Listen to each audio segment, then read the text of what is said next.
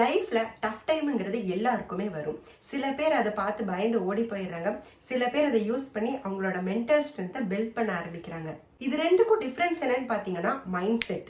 நம்ம எல்லாரும் மென்டலி ஸ்ட்ராங்கான பர்சனா மாறணும்னு நினைக்கிறோம். ஆனா ஒரு கட்டத்துல எனக்கு எனர்ஜி இல்ல, கான்சென்ட்ரேட் பண்ண முடியல, எனக்கு ப்ராப்பரான மோட்டிவேஷன் இல்லைன்னு சொல்லி ரீசனை வச்சுட்டு நம்மளோட மைண்ட் செட்டை டெவலப் பண்றதே கிடையாது. ஆனா மென்டலி ஸ்ட்ராங்கான ஒரு பர்சனா மாறணும்னு நீங்க நினைச்சீங்கன்னா இந்த வீடியோ ஃபுல்லா பாருங்க. First thing, emotional control. நம்ம எல்லார்கிட்டே இல்லாத விஷயமும் இதுதான். ஆனா மென்டலி ஸ்ட்ராங்கான பர்சனுக்கு இது ரொம்பவே இம்பார்ட்டன்டான விஷயம்.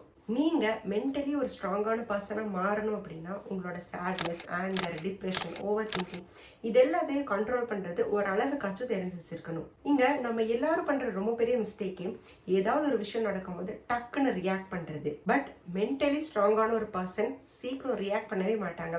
அது நிறைய பேர் நோட்டீஸ் பண்ணியிருந்தீங்கன்னா கண்டிப்பா தெரிஞ்சிருந்திருக்கும். இஃப் இன் கேஸ் நீங்க சீக்கிரமா ரியாக்ட் பண்ற ஒரு பர்சனா இருந்தீங்க அப்படின்னா ஏதாவது ஒரு சிச்சுவேஷன் நடக்குது, அது ஃபர்ஸ்டாவோ ஹாப்பியாவோ என்ன நடந்தாலும் ஃபர்ஸ்ட் ஒரு பிரீத் பண்ணுங்க. அந்த பிரீத் பண்ற டைம் உங்களுக்கு ஒரு கிளாரிட்டியை கொடுக்கும்.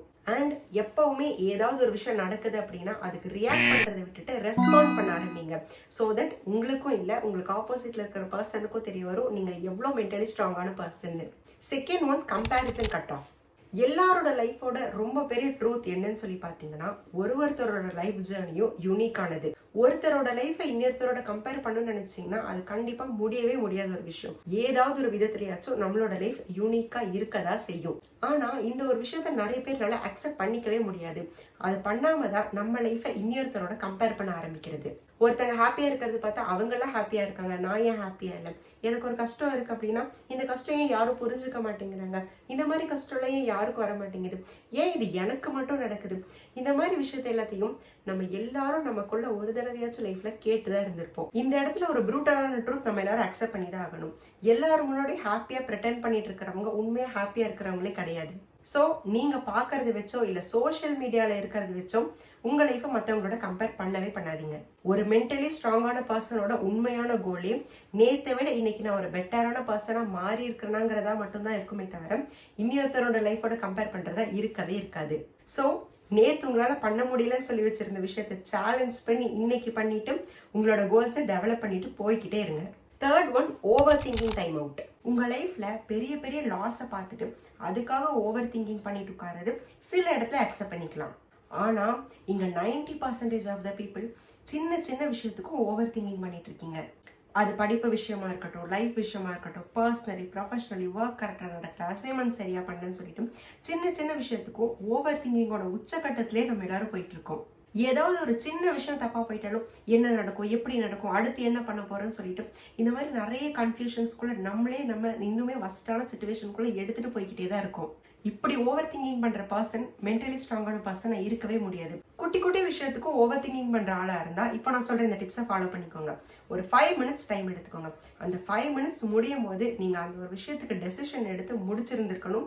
அதுக்கப்புறம் அந்த விஷயத்தை பத்தி நீங்க யோசிக்கவே கூடாது. நீங்க எடுத்த அந்த டெசிஷன்ல நீங்க ஸ்டிக் ஆன் பண்ணி தான் ஆகணும். இப்படி பண்ணும்போது சின்ன சின்ன விஷயத்துக்கு ஓவர் திங்கிங் பண்றதை ஸ்டாப் பண்ணி நீங்க இன்னுமே மென்டலி ஸ்ட்ராங்கான பர்சனா மாறுவீங்க. ஃபோர்த் ஒன், ரொம்ப இம்பார்ட்டன்டான விஷயம், டிட்டாச் ஃப்ரம் அவுட்கம். நம்ம எல்லாரும் என்ன பண்றோம், ஏதாவது ஒரு விஷயத்துல ஃபோக்கஸ் பண்றோம் அப்படின்னா நம்மளோட ஃபோக்கஸ் ஃபுல்லாவுமே என்ன ரிசல்ட் வரப்போகுது அப்படிங்கறதுல இருக்கே தவிர நம்மளோட எஃபர்ட்ஸ்ல இருக்கவே மாட்டேங்குது. ஆனா ஒரு மென்டலி ஸ்ட்ராங்கான பர்சன் ரிசல்ட்ல எப்பவுமே கான்சென்ட்ரேட் பண்ணவே மாட்டாங்க. அவங்களோட எஃபர்ட்ஸ்ல மட்டும்தான் அவங்களோட ஃபுல் கான்சென்ட்ரேஷன் இருக்கும். இப்போ நீங்க ஏதாவது ஒரு ஒர்க்கே பண்ண போறீங்கன்னு வைங்க, உங்களோட கான்சென்ட்ரேஷன் ஃபுல்லாமே உங்களோட எஃபர்ட் எப்படி இருக்கு, உங்களோட ஐடியாஸ் எப்படி இருக்கு, அந்த ஐடியாஸை நீங்க எப்படி அப்ளை பண்றீங்க, அந்த ஒர்க்கை நீங்க எப்படி ஹேண்டில் பண்றீங்கிறதுல தான் இருக்கணுமே தவிர அதுல வரப்போற ரிசல்ட் என்னங்கிறத நினைச்சு பயப்படவும் கூடாது, அதை பத்தி யோசிக்கவும் கூடாது. உங்களோட எஃபர்ட்ஸை போடுங்க. ரிசல்ட் பாசிட்டிவா வந்தா சூப்பர், அப்படி வரலையா அது ஒரு லெசனா நினைச்சிட்டு போய்கிட்டே இருங்க. நீங்க உங்களோட எஃபர்ட்ஸ்ல கான்சென்ட்ரேட் பண்ணீங்கன்னா result either this or that எது வந்தாலுமே யூ ஆர் வின்.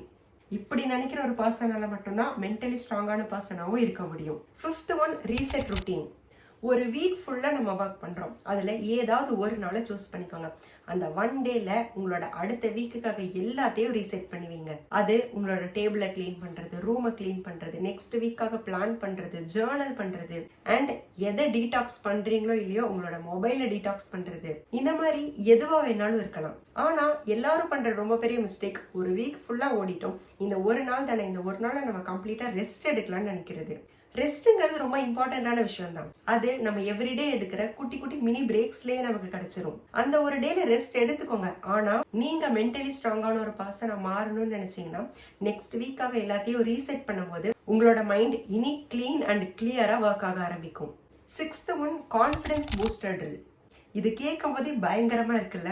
ஓகே, இப்போ நான் ஒரு விஷயம் சொல்றேன். நம்ம எல்லாருக்கும் கான்ஃபிடன்ஸ் வேணும் அப்படிங்கறதுக்காக யாராவது ஒருத்தங்களோட மோட்டிவேஷன் ஸ்பீச் கேட்கறது, சில பேர் மோட்டிவேஷன் சாங் கேட்கறது, இல்ல யார்கிட்டயாச்சும் போய் உட்கார்ந்து புலம்பி தள்ளி அவங்களோட அட்வைஸை கேட்டுக்கிறது, இது எல்லாமே பண்றோம். இது எல்லாமே ஒரு ஆர்டினரியான ஒரு ஹியூமன் பீயிங் பண்ணக்கூடிய ஒரு விஷயம் தான். ஆனா மென்டலி ஸ்ட்ராங்கான ஒரு பர்சனா மாறதுக்கு ஃபர்ஸ்ட் நீங்க உங்ககிட்ட பேச ஆரம்பிங்க. இந்த மிரர் டாக், செல்ஃப் டாக், இந்த மாதிரியான விஷயத்தெல்லாம் நான் நிறைய வீடியோல பேசியிருந்தாலும் அகைன் அண்ட் அகைன் ரிப்பீட்டடா சொல்றதுக்கான ஒரே ஒரு காரணம், அது நீங்க நினைச்சு பார்க்க முடியாத அளவுக்கு கான்ஃபிடன்ஸ் உங்களுக்கு கொடுக்கும். இதுக்கு ஒரு 2 minutes to 5 minutes டைம் எடுக்குமா? சோ இனிமேல் டெய்லி மார்னிங் எந்திரிச்ச உடனே மிரர் முன்னாடி போய் நின்று சொல்லுங்க, இன்னைக்கு நீங்க ஒரு விஷயத்த டிசைட் பண்ணிருக்கீங்க, அந்த விஷயத்த கண்டிப்பா நீங்க செஞ்சு முடிச்சிருவீங்க. அண்ட் அந்த விஷயத்த பண்றதுக்கு நீங்க கேப்பபிளா தான் இருக்கீங்க. அந்த அச்சீவிங் மைண்ட் செட்டுங்கிறது உங்களுக்கு இருக்குன்னு சொல்லிட்டு உங்ககிட்டே நீங்க பேச ஆரம்பிங்க. இது வெளியே இருந்து பாக்குற நிறைய பேருக்கு ஃபூலிஷா கிட்டிஷா கூட தெரியலாம். ஆனா நீங்க ரிப்பீட்டடா இப்படி பேச பேச அதை உங்க பிரெயின் பிலீவ் பண்ண ஆரம்பிக்கும். அண்ட் அதுக்கேற்ற மாதிரி நீங்களும் ஒர்க் பண்ண ஆரம்பிப்பீங்க. The last and final one, learn to walk away. உங்களோட ப்ரொஃபஷனல் லைஃபா இருக்கட்டும், பர்சனல் லைஃபா இருக்கட்டும், இல்ல ஃப்ரெண்ட்ஷிப், ரிலேஷன்ஷிப்னு சொல்லிட்டு எந்த விதமான ரிலேஷன்ஷிப்பா இருந்தாலும் அது உங்களோட பீஸ் ஆஃப் மைண்டை டிஸ்டர்ப் பண்ணுதுன்னு தெரிஞ்சும், அது உங்களுக்கு டாக்ஸிக்கா இருக்குன்னு தெரிஞ்சும் அதுல இருக்கிறதுக்கு பேர் தான் தைரியம்னு நினைச்சிட்டு இருந்தீங்கன்னா அதை விட ஒரு முட்டாள்தனமான ஒரு விஷயம் கிடையவே கிடையாது. இங்க நிறைய பேர் பண்ற மிஸ்டேக்கும் அதுதான். ஒரு ரிலேஷன்ஷிப்பா இருக்கட்டும், ஃப்ரெண்ட்ஷிப்பா இருக்கட்டும், டாக்ஸிக்கா இருக்குன்னு தெரிஞ்சுமே அதை ஹோல்ட் பண்ணி நான் அதை மாத்தி காட்டுவேன்னு சொல்லி நினைக்கிறது எந்த விதத்திலையும் சரி கிடையாது. உங்களோட லைஃபையும் உங்களோட மென்டல் பீஸையும் டிஸ்டர்ப் பண்ற ஒரு விஷயம் எதுவா இருந்தாலும் அதுல இருந்து விலகி இருக்கிறது தான் ரொம்பவே தைரியமான விஷயமும் கூட, புத்திசாலித்தனமான விஷயமும் கூட. வாக்கவே அப்படிங்கிறது கேட்கறதுக்கு சாதாரண விஷயமா இருந்தாலும் அதை பண்றதுக்கு தனி தைரியம் வேணும். அது மென்டலி ஸ்ட்ராங்கான பர்சனுக்கு இன்பில்ட்டாவே இருக்கும். அப்படி இல்லைன்னா அதை இனிமேல் பழகிக்கோங்க. ஸோ இனிமேல் ஒரு ஸ்ட்ராங் மைண்ட் செட்னு சொன்னா அது ஒரு டெஸ்டினேஷன் கிடையாது, நம்மளோட டெய்லி பிராக்டிஸ். குட்டி குட்டி சேஞ்சஸ், நம்மளோட டெய்லி எஃபர்ட்ஸ், இதை ஒரு 3 months கண்டினியூஸா பண்ணாவே அதுவே உங்களுக்கு உங்களோட நியூ வெர்ஷனை இன்ட்ரோ பண்ணி வைக்கும். இப்போ நீங்க இருக்கிற சிச்சுவேஷன் எப்படி இருந்தாலும் உங்களுக்கே ஒரு 90 days கொடுத்துக்கோங்க. அதுல நம்மளோட கோல் பெர்ஃபெக்ட் ஆகுறது கிடையாது, ப்ராக்ரஸ் பண்றது. மோர் தென் எனிதிங் எல்ஸ், இந்த வீடியோ வேற யாருக்காச்சும் யூஸ்ஃபுல்லா இருக்கும்னு நினைச்சீங்கன்னா கண்டிப்பா உங்களுக்கு ஷேர் பண்ணுங்க. நெக்ஸ்ட் வீடியோல மீட் பண்ணலாம். Bye by.